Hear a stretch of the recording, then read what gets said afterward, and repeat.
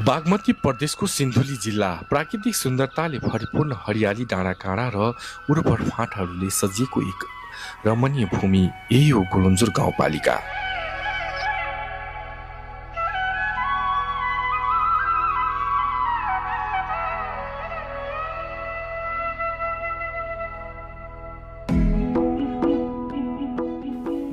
विक्रम सम्वत 2073 सालमा स्थानीय तह पुनः संरचनासँगै साबिक डुड भन्ज्याङ बितिजोर भुवनेश्वरी तीनकन्या रतनचुरा बासेश्वर र भीमेश्वर गाउँ गाविसलाई समेटेर स्थापना भएको गुलुन्जुर गाउँपालिका आज विकास र समृद्धिको यात्रामा अघि बढिरहेको छ।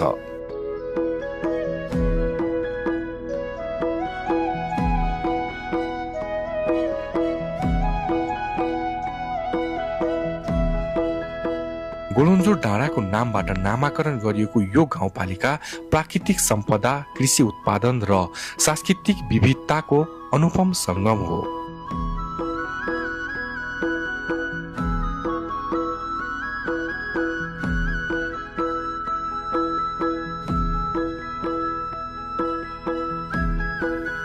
सिन्धुली भन्नासाथ धेरैको मनमा आउने नाम हो जुनार र गुलुन्जुर। जुनार उत्पादनका दृष्टिले जिल्लाकै प्रमुख क्षेत्र मध्ये एक हो गुलुन्जुर।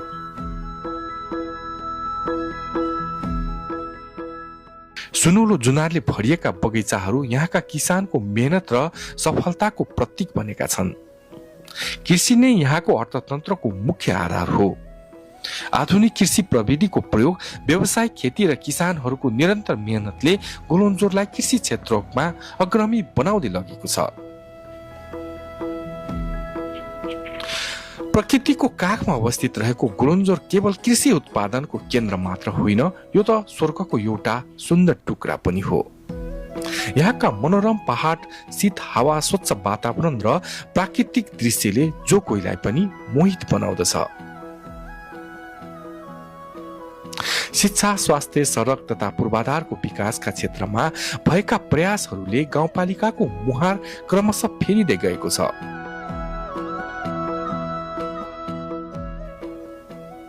स्थानीय सरकार, नागरिक र सरकारवालाहरूको साझा प्रयासले विकासका नयाँ सम्भावनाहरू सिर्जना गरिरहेका छन्।